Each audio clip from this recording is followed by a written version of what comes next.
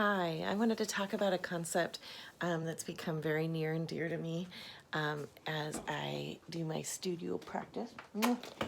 And it's about, I'm the youngest person in my art group, and being someone who's of my generation and still interested in fabrics and art and different things, I end up inheriting a lot of other people's supplies, people who have passed on. Hi, buddy. And I wanted to find a studio ritual or a studio practice that really honored that person and their spirit. And I do feel like kind of the Marie Kondo method of when you have stuff enter your studio space from other loved ones, that you honor that, and that there is some essence of them that comes with it.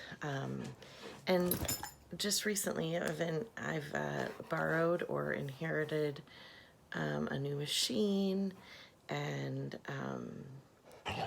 I lost my friend Myrna a year and a half ago, and before she had passed on, she had moved out of her house, so I'd inherited all of her sewing stuff. And from that perspective, what? He wants a treat. Let me get him a treat real quick. From that perspective, she was still with me, and I just really enjoyed knowing, oh, this was Myrna's. I love Myrna, and I think of her often. But when she passed, I really, all of the little trinkets and the things that were hers took on a new meaning. And actually, before she passed on, I made this. This piece was a square, kind of worn out, and it probably was one of her ancestors' pieces to begin with, and it was worn out. It was really flat, and it just needed new stuffing, and it was a pincushion. And I took the part off that was the pincushion top and created a body. There's a rock at the bottom, so it actually will stand up if I don't have so many clips on top. And this is a mold, a piece of art I made with Myrna, and then it holds all my pins. Right now I don't have many pins, but I have a lot of clips. My pins and my clips, and I just love her. And I think of her as an art ancestor, and she's kind of the embodiment of all of that joie de vivre, the things that come from other artists. I feel like she really lets me live into that perspective, and I love her so much. And anytime I get new art supplies in from another artist, I have both. I just inherited some of Carol's, her machine, and some of her work, and her things. Like, I love that every artist keeps their stuff in different things. This was Carol's little pin holder, and this was Myrna's little pin holder, and I've created them a little. Usually I edit them and get them into doing something that's useful in my studio. I try really hard not to just junk up my studio. This was Carol's as well, and it's just, so I took every single safety pin I had in my studio, straight safety pin, and put them in here. So I kind of pick and choose my favorite containers, and I add to that. I also go out antiquing and get, I love putting things under a weight, so an old iron weight.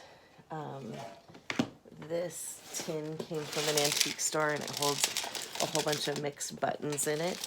And I think that there's such beauty and joy from great, incredible containers that hold not only art supplies, but hold the spirit of the creator in them. And I inherited it. I will show you some visuals of a scrap bin I just purchased from another person who had lost their mother-in-law, Diana.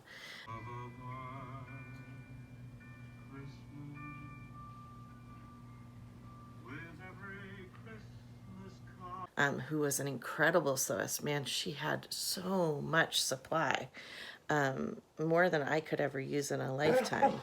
These are the pins that were in the scrap bin. Like, as I found things pinned together, I tend to not work exact patterns. Like, I don't put together, if it's a piece that's already together, I might keep it that way, but I wouldn't necessarily use the pin or use the piece as intended. So I tend to like move the pins along and or take the little reminder pieces that go together apart. And in doing that process, I took a lot of pins out last night.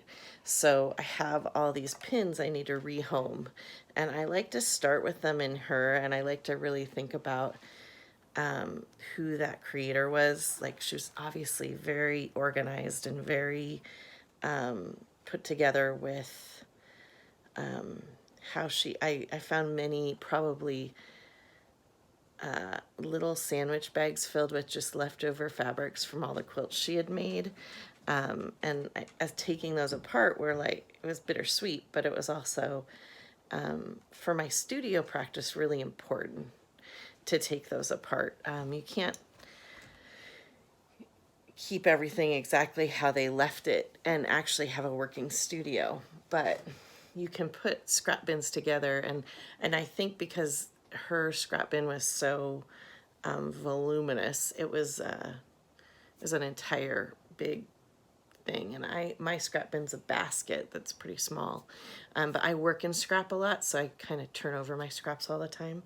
So I might name my Cabbage Patch, my scrap bin, Diana, in honor of her. And then anytime I inherit a machine or I borrow a machine, I love to name it the name of that creator. So I'm just borrowing a friend's serger, and her serger came from her our grandmother, and her grandmother's name was Jackie. So that is Jackie the serger. And then I have Carol, the older singer. I also antique quite a bit. So sometimes I don't know their names, but I do know that piece, I kind of know what it takes to make lace or crochet borders or embroidered hankies, that it's a labor of love, and it took someone quite a bit of time to sit down and embellish that. And rather than that piece kind of falling into obscurity or in my heart into storage, I find storage of those pieces where they could just get moth-eaten really rough. And I think giving them new life and creating with them is just a beautiful way to honor the past, and also hold up my aesthetic and my heart of reusing and using dead stock fabric rather than new stock as much as possible. I go out and buy fabric every so often from a quilt store, but I really try hard to use what I've got, or invite people to share their scraps with me. And it's part of my studio aesthetic, but I take it to ritual when I really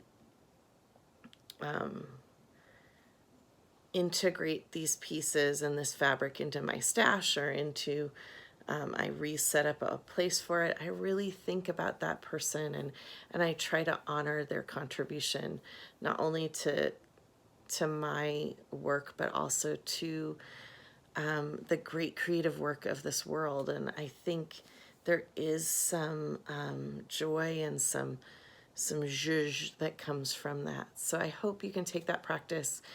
Please use it in your own way, and find ways to use the lovely created things that are meaningful to you in a way that they're honoring to the people in the past.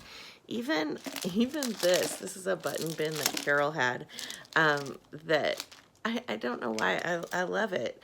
And all of my buttons are in mason jars and pickle jars that came from antique stores, and I think that one button bin will remain in a planter's tin for Carol. So please enjoy. I hope that helps. I hope that gives you a space of really understanding where I'm coming from. And in these daily vlogs, I just love to show you a little peek into my brain and how I work as well. Take care.